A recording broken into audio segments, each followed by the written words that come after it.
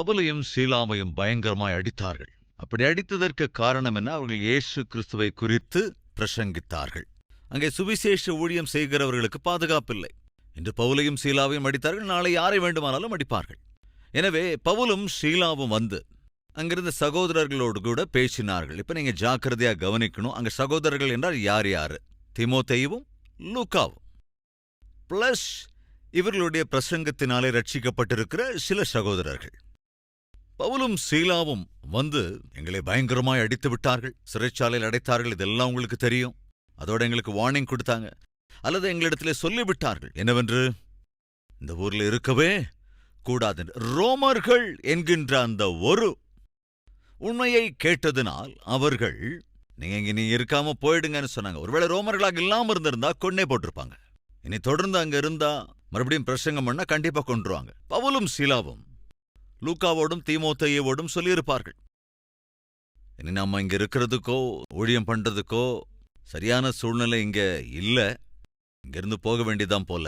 அதனால நீங்களும் எங்க கூட வர்றீங்களா, அல்லது உயிருக்கு துணிந்து இங்கேயே இருந்து இந்த பிலிப்பியில இருக்கிற சபையை பாதுகாக்க போறீங்களா? என்ன செய்ய போறீங்க? அப்போ தீமோத்தேயுவும் லூக்காவும் தீர்மானம் எடுத்தார்கள். பவுலிடத்திலும் சீலாவினிடத்திலும் சொல்லிவிட்டார்கள் என்னவென்று, எங்கள் உயிரை காப்பாற்றிக் கொள்ள வேண்டும் என்பதற்காக புதிதாக ரட்சிக்கப்பட்டிருக்கிற இந்த ஆவிக்குரிய பிள்ளைகளை எப்படி விட்டு வர முடியும்? அப்போ இங்கிருந்து அவங்க அடிப்பாங்களே, துன்புறுத்துவாங்களே, கொன்னாலும் கொன்னுடுவாங்களே. அப்போ இது எல்லாத்துக்கும் நீங்க தயாரா? எஸ். இங்கிருக்கிற சபையை பாதுகாத்துக் கொள்ளுவதற்காக ஒருவேளை தேவைப்பட்டால் எங்கள் உயிரையும் கூட நாங்கள் இழக்க தயாராக இருக்கிறோம். எனவே பவுல், சீலா, நீங்க 2 பேரும் புறப்படுங்க. என்ன ஆனாலும், எங்களுக்கு என்ன ஆனாலும் நாங்க இங்கேயே இருந்து இந்த சபைக்கு பக்கபலமா நிற்கிறோம். நாளிலே தீமோத்தேயுவும் லூக்காவும் தங்கள் உயிருக்கே துணிந்த அந்த பிலிப்பிலேயே இருந்து விட்டார்கள். பவுலும் சீலாவும் தொடர்ந்து போனார்கள். பிலிப்பியருக்கு எழுதின நிருபம் என்று நாம் பார்க்கிறோம் அல்லவா? அந்த பிலிப்பியருக்கு எழுதின நிருபம் இதோ இந்த பிலிப்பின் சபைக்குத்தான். அங்கேதான் தீமோத்தேயுவும் லூக்காவும் இருந்து அங்கிருந்த சபையை உயிருக்கே துணிந்து நடத்தி வந்தார்கள். அப்படி எத்தனை காலம் தெரியுங்களா? சுமார் 6 அல்லது 7 வருஷங்கள். அந்த 6-7 வருடங்களுக்கு பிறகு பவுல் 3வது முறையாக சுவிசேஷ பிரயாணத்துக்கு தயாராகிறான். அதாவது மீண்டும் ஊழியம் செய்ய பிரயாணம் பண்ண அவன் தீர்மானம் எடுக்கிறான். எந்தெந்த ஊர்களிலெல்லாம் சுவிசேஷத்தை அறிவித்து வந்திருந்தானோ அந்த பகுதிகளுக்கு மீண்டும் போய் அவர்களை பலப்படுத்துவது மட்டுமல்லாமல், அதே சமயத்தில் கவனிங்க, எருசலேமிலே ஒரு கஷ்டம் வந்தது. எருசலேமிலே இருந்த அந்த சபையிலே கஷ்டம் வந்தது.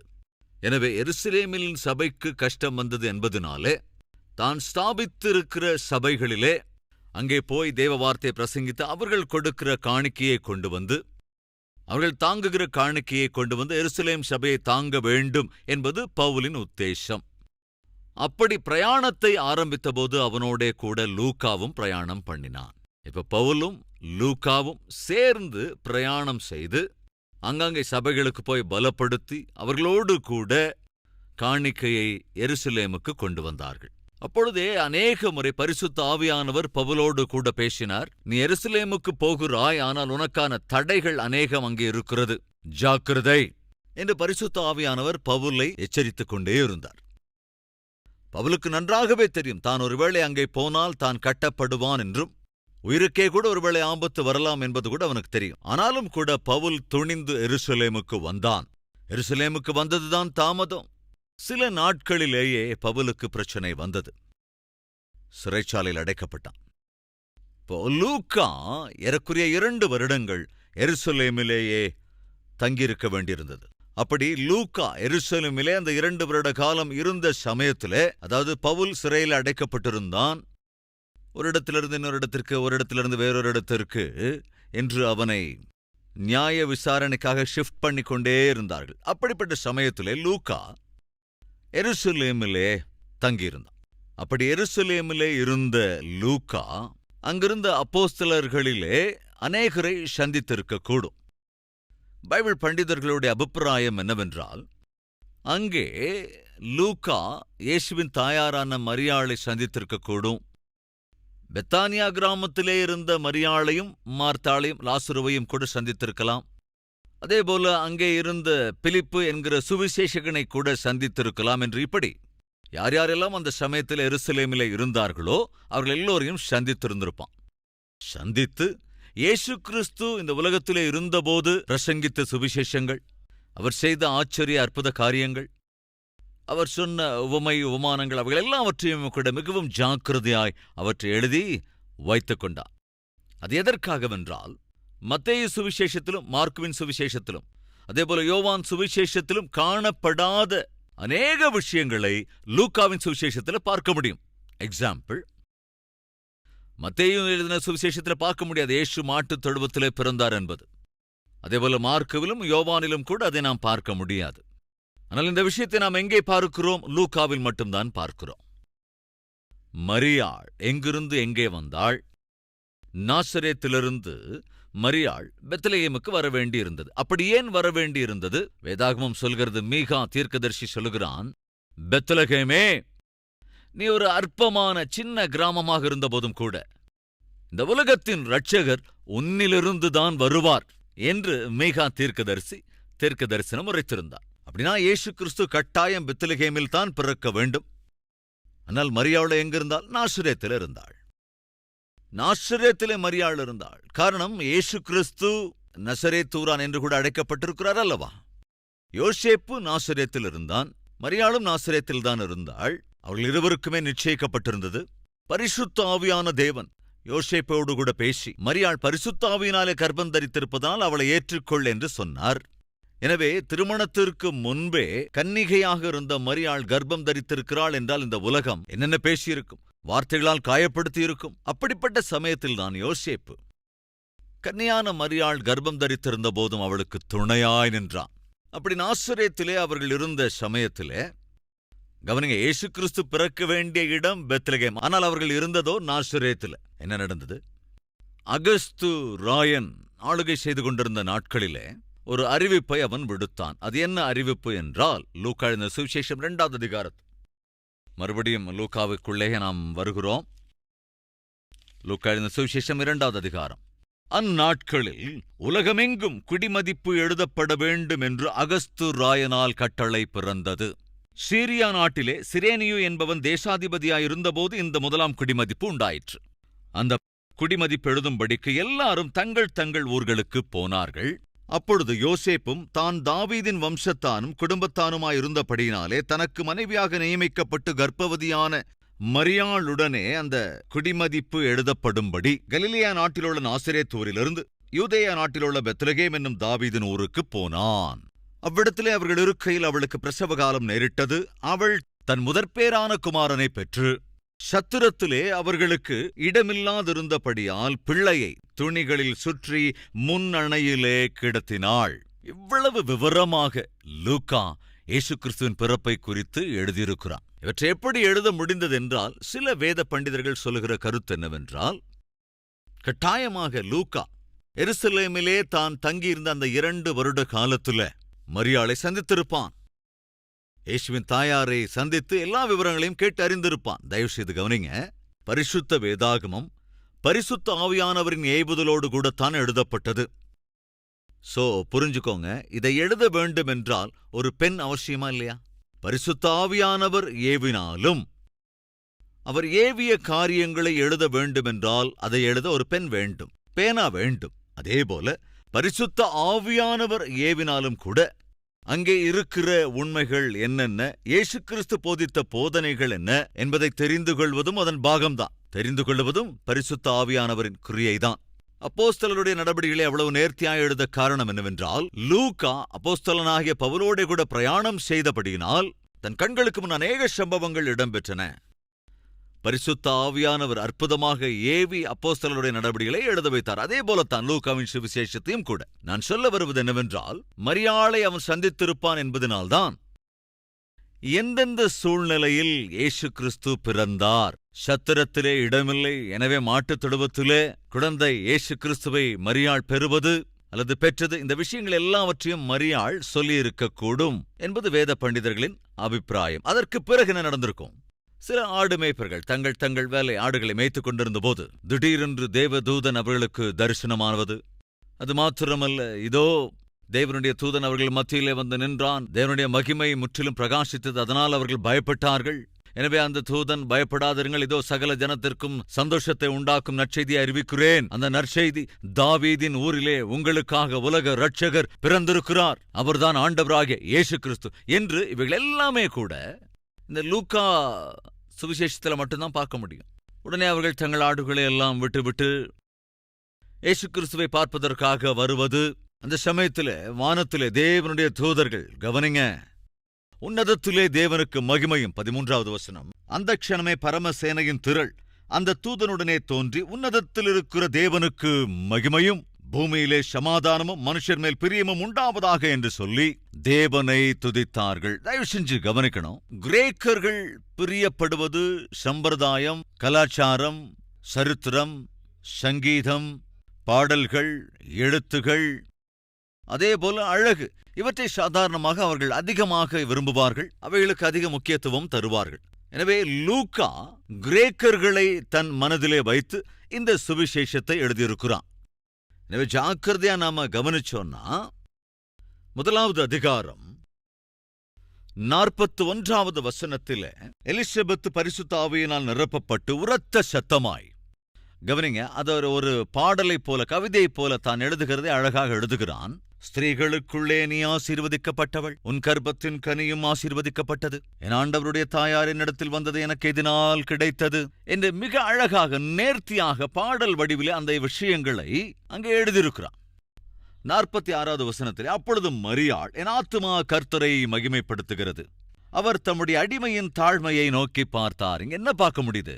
ஒரு கவிதை வடிவிலே யதார்த்தத்தை எழுதுகிறான். அதற்கு பிறகு 67வது வசனத்தில் நாம பார்க்கும்போது சகரியா சொல்லுவதை, அவனுடைய தகப்பனாகிய சகரியா பரிசுத்த ஆவியினாலே நிரப்பப்பட்டு தீர்க்க தரிசனமாக, இஸ்ரவேலின் தேவனாகிய கர்த்தருக்கு ஸ்தோத்திரம் உண்டாவதாக, அவர் தம்முடைய பிதாக்களுக்கு வாக்குத்தத்தம் பண்ணின இரக்கத்தை செய்வதற்கும். நல்ல கவனிங்க, அங்கே சகரியா, எலிசபெத், மரியாள் ஆகிய இவர்கள் ஆண்டவர் எப்படியெல்லாம் துதித்தார்கள் என்பதை மிக நேர்த்தியாக இங்கே எழுதியிருக்கிறான். தேவதூதர்கள் பாடி துதித்ததையும் கூட அற்புதமாக எழுதியிருக்கிறான். அது மாத்திரமல்ல, இன்னும் கவனமாய் நாம் பார்ப்போம் என்றால் அதை தொடர்ந்து 29வது வசனம், அதாவது 2வது அதிகாரத்தின் 29வது வசனத்துல ஒரு தீர்க்க தரிசனத்தோடு கூடிய ஒரு வாக்கியத்தை அங்கே எழுதி காண்பிக்கிறான். காரணம், இப்படி எழுதுவது கிரேக்கர்களுக்கு மிகவும் பிடிக்கும். பாடல், கீதங்கள் என்றால் அவங்களுக்கு ரொம்ப பிடிக்கும். சோ அதனாலதான் இதெல்லாம் மத்தேயு சுவிசேஷத்துல பார்க்க முடியாது, மார்க்குல பார்க்க முடியாது, அதே போல யோவான் சுவிசேஷத்திலையும் பார்க்க முடியாது. இந்த நடை, இந்த ஒரு தீர்க்க தரிசனத்தோடு கூடிய உரை இங்கேதான் நாம் பார்க்க முடிகிறது. காரணம், யாரை மனதில் வைத்து அவன் எழுதினான் என்றால் கிரேக்கர்களே. அதனால் தான் அவன் இப்படி எழுதியிருக்கிறான். ரைட் ஃப்ரெண்ட்ஸ், திரும்ப ஜாக்கிரதையா நாம யாரும் எழுதாத, யாரும் வெளிப்படுத்தாத சில முக்கியமான விஷயங்களை லூக்கா மாத்திரமே வெளிப்படுத்தினான் என்று பார்த்தோம். ஏற்கனவே நான் சொன்னதைப் போல லூக்காவுக்கு ஒரு வாய்ப்பு கிடைத்தது. ஏறக்குறைய 2 வருட காலம் எருசலேமிலே தங்கியிருந்து, எருசலேமிலே இருந்தவர்களை சந்தித்து, அவர்களோடு பழகி பேசி, பல விஷயங்களை, நடந்த அநேக காரியங்களை அவர்கள் சொல்ல கேட்டு தான் அதை ஞாபகத்தில் வைத்துக் கொண்டான் அல்லது எழுதி வைத்தான். மத்தேயு சுவிசேஷத்திலோ, மார்க்கு சுவிசேஷத்திலோ, யோவானின் சுவிசேஷத்திலோ பார்க்க முடியாத சில விஷயங்களை நான் உங்களோடு பகிர்ந்து கொள்ள விரும்புகிறேன். ஒன்று, நல்ல சமாரியன். உங்களுக்கு தெரியல நல்ல சமாரியனோட கதை. ஒருவன் வழியிலே போய்கொண்டிருந்த போது கள்ளர்கள் வந்து அவனை அடித்து விட்டார்கள். அப்போ பரிசேயன் அந்த வழியா வந்தான், லேவி வந்தான், யாருமே அவனை கண்டுக்கல. ஆனா ஒரு நல்ல சமாரியன் ஒருவன் அங்கே வந்தான், வந்தவனை பராமரித்து காயங்களை கட்டி. இந்த நல்ல சமாரியனுடைய ஸ்டோரி லூக்காவில் மட்டும்தான் நம்மால் பார்க்க முடியும் 10வது அதிகாரத்துல. 2வது, வழிதப்பி போன குமாரனை குறித்து, காணாமல் போன ஆடுகளை குறித்து, காணாமல் போன வெள்ளிக்காசை குறித்து லூக்காவில் மாத்திரம்தான் பார்க்க முடியும். அது 15வது அதிகாரத்துல. அதே போல சகேயுவை உங்களுக்கு தெரியுமல்லவா, குள்ளனான சகேயு இயேசுவை பார்ப்பதற்காக மரத்திலேறி நான் சகேயுவை கீழே இறங்கி வாண்டி இயேசு சொன்ன போது இறங்கி வந்தான். இந்த ஸ்டோரியும் கூட, அதாவது இந்த சரித்திரங்களும் கூட லூக்காவில் தான் நாம் பார்க்க முடியும். ஆயக்காரன் செய்த ஜெபம் உங்களுக்கு நினைவிற்கும் நினைக்கிறேன். பரிசேயன் செய்த ஜெபம், நான் அப்படி பண்ணுவேன், இப்படி பண்ணுவேன், அவ்வளவு தருவேன், இவ்வளவு தருவேன், அப்படிப்பட்டவன்ல இப்படிப்பட்டவன்ல என்று சொல்லி தற்பெருமையோடைய கூட ஜெபித்துக் கொண்டிருந்த போது ஆயக்காரனோ தன்னுடைய தலையை கூட உயர்த்த துணியாமல் பயத்தோடும் பக்தியோடும் தூரத்திலேயே நின்று, பாவியாகிய என் மேல் கிருபையாயிரும் என்று அவன் செய்த ஜெபத்தை தேவன் கேட்டதாக லூக்கா சுவிசேஷத்தில் நாம் பார்க்கிறோம். அப்புறம் ஐஸ்வர்யவான் லாசரு ஸ்டோரி உங்களுக்கு தெரியுங்களா? ஒரு ஐஸ்வர்யவான் இருந்தான், அந்த பக்கம் லாசரு என்ற ஒருவன் இருந்தான். தன் உடல் முழுக்க பருக்கள் இருந்தது, நாய் கூட வந்து நக்கியது. அந்த ஐஸ்வர்யவான் அவனுடைய டேபிள்ல இருந்து கீழே விழுகிற துணிக்கைகளை எடுத்து சாப்பிட்டு கொண்டிருந்தவன் அந்த லாசரு ஒரு நாள் பரலோகத்திற்கு போய்விட்டான். ஐஸ்வர்யவானோ இருந்து பாதாளத்துக்கு போய்விட்டான். இந்த ஸ்டோரி நமக்கு தெரியும்ல. அதுவும் கூட லூக்கா பக்தன் மாத்திரம்தான் எழுதியிருக்கிறான். அது மாத்திரமல்ல, ஒரு விதவை தாய் ஒரு நாள் காணிக்கை கொடுக்கிற சமயத்துல, அதாவது ஜெப ஆலயத்திலே ஒரு விதவை தாய் தன்னிடமிருந்த 2 காசை காணிக்கையாய் தந்தபோது இயேசு கிறிஸ்து அங்கிருந்ததாக நாம் வாசிக்கிறோம் அல்லவா? அதுவும் லூக்காவில் தான் இருக்கிறது. அது மாத்திரமல்ல, ஒரு கள்ளன், அதாவது 2 கள்ளர்கள் இயேசுவின் வலது பக்கமும் இடது பக்கமும் சிலுவையில் அறையப்பட்டிருந்த போது ஒரு கள்ளன் சொல்லுவான், இயேசுவே, நீர் உம்முடைய ராஜ்யத்தில் வரும்போது என்னையும் நினைத்தருளும் என்று அவன் சொன்னபோது இயேசு சொல்லுவார், இன்று நீ என்னோட கூட பரதீசியில் இருப்பாய் என்று ஏசப்பா சொன்ன அந்த வார்த்தை. அதே போல அந்த கள்ளனின் ஜெபம், அதையும் லூக்காவில் தான் நாம் பார்க்க முடியும். இது மாத்திரமல்ல, யோவானுடைய பிறப்பு. யோவானுடைய தாய் யார்? யோவானின் தகப்பன் யார்? அவருடைய வாழ்க்கை எப்படிப்பட்டது? எப்பேற்பட்ட ஆவிக்குரியவர்களாய் இருந்தார்கள்? அவர்களுக்கு பிள்ளைகள், இதையும் கூட லூக்கா தான் எழுதியிருக்கிறார். 1வது அதிகாரம் முழுவதிலுமே சகரியா எலிசபெத்தை குறித்து நாம் பார்க்க முடியும். யோவான் பிறப்பான் என்று, எலியாவின் ஆவியை உடையவன் வருவான் என்று மல்கியா சொன்னான். மல்கியா சொன்னதைப் போல அது மாத்திரமல்ல, ஏசாயாவும் தீர்க்கதரிசனம் உரைத்தான், வனாந்தரத்திலே கூப்பிடுகிறவனுடைய சத்தம் என்று. வழியை செவைப்படுத்துகிற ஒருவன் வரப்போகிறான் என்று ஏசாயாவும் உரைத்தான். அதே போல மல்கியாவும் அதை உரைத்திருந்தான். உரைத்தபடியே யோவானும் பிறந்தான். யோவான் பிறந்த அந்த விஷயத்தை, அவனுடைய தாய் எலிசபெத் என்பதை, தகப்பன் சகரியா என்பதை, அவர்கள் இருவருமே வயதானவர்களாயிருந்தார்கள், அவர்களுக்கு பிள்ளைகள் இல்லை என்பதை எல்லாமே நமக்கு தெரியப்படுத்துவது யோவான். யோவானுடைய தாய், தந்தை, குடும்பம், யோவானுடைய பிறப்பு, இவள் எல்லாமே நமக்கு தெரிவிப்பது லூக்கா தான். அது மாத்திரமல்லாமல், ஏற்கனவே நான் சொன்னதைப் போல, அன்று ஆடு மேய்ப்பர்கள் தேவ தூதனுடைய தரிசனத்தை காண்பது, தங்களுடைய ஆடுகளை கூட விட்டுவிட்டு, உங்களுக்கு ஒரு விஷயம் தெரியுமா? முதல் சுவிசேஷகர்கள் யார் தெரியுமா? அந்த ஆடு மேய்ப்பர்கள் தான். ஏன்னா அவர்கள் அந்த நற்செய்தியை கேட்ட பிறகு, தூதன் அறிவித்த சுவிசேஷத்தை கேட்ட பிறகு நேராக போய் மரியாளையும் இயேசு கிறிஸ்துவையும் பார்த்து மிகவும் சந்தோஷப்பட்டு திரும்பவும் போய் அவங்க ஆடு மேய்க்க போல என்ன செய்தார்கள்? அவர்கள் சென்று அந்த சுவிசேஷத்தை அறிவித்தார்கள். சோ முதல் சுவிசேஷகர்கள் அந்த ஆடு மேய்ப்பர்கள் தான் என்று. அதேபோல இயேசு கிறிஸ்து தம்முடைய 12வது வயதிலே எருசலேமிலே அவர் இருக்கிற போது, தாயாகிய மரியாளும் தன்னை பெறாவிட்டாலும் தன்னை வளர்த்த தந்தையான யோசேப்பும் திரும்ப எருசலேமுக்கு போய்க் கொண்டிருந்த போதோ இயேசு கிறிஸ்துவை காணவில்லை. இப்படி மறுபடியும் அவர்கள் திரும்ப வந்து இயேசுவை கண்டு, மகனே, நீ என்ன காரியம் செய்தாய்? ஏன் இங்கேயே இருந்து விட்டாய் என்று கேள்வி கேட்டார்கள். அந்த சமயத்தில் இயேசு கிறிஸ்து அங்கிருந்த போதகர்களோடு அதிகாரிகளோடு பேசி, அவர்களிடம் இயேசு கேட்ட கேள்விகளால் அந்த அதிகாரிகள் ஆச்சரியப்பட்டார்கள். என் பிதாவின் வேலையை நான் செய்ய வேண்டும் என்று தெரியாதா என்று பெற்றோரிடத்தில் கேட்டார். தயவு செஞ்சு கவனிக்கணும். கொஞ்சம் உங்க பைபிளை திறந்துக்கோங்க.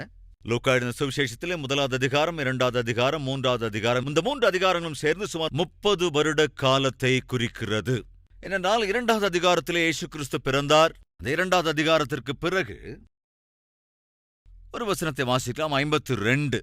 இயேசுவானவர் ஞானத்திலும் வளர்த்தியிலும் தேவ கிருபையிலும் மனுஷர் தயவிலும் அதிகமாய் விருத்தி அடைந்தார். கவனிங்க, அப்ப இயேசு கிறிஸ்துவனுடைய வயது 12 இருந்தது. 42ஆம் வசனம்.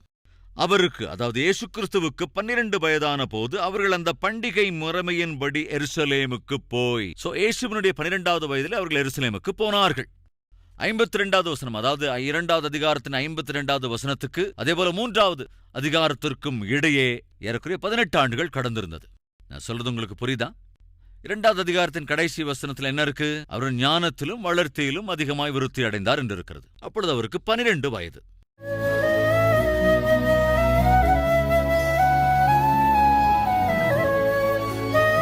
மகா பரிசுத்தமும் அன்பும் நிறைந்த பிதாவே, எவ்விதத்திலே லூக்கா பவுலோடு கூட வைராக்கியமாய் நின்று ஆபத்துக்கள் நிறைந்ததான பிரயாணத்தில் பங்கெடுத்து ஆண்டவராகிய இயேசு கிறிஸ்துவை இந்த உலகத்திற்கு அறிவிக்க வேண்டும் என்று ஒரு தாகத்தோடு கூட இருந்த விசுவாச வீரன் லூக்கா, பரிசுத்த ஆவியானவரின் ஏவுதலோடு கூட அற்புதமான இந்த சுவிசேஷத்தை எங்களுக்காக எழுதினான். அதை இன்று நாங்கள் தியானிக்க நீர் கொடுத்த வாய்ப்புக்காக நன்றி ராஜா.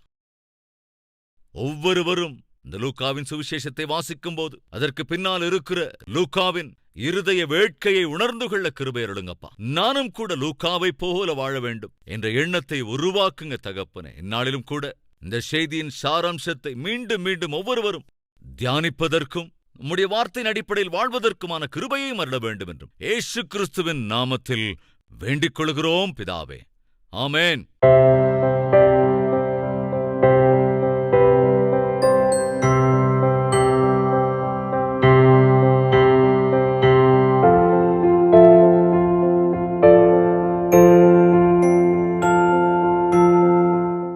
எங்கள் முகவரி: கல்வரி, தபால் பெட்டி எண் 30, குக்கட்பள்ளி, ஹைதராபாத் 72.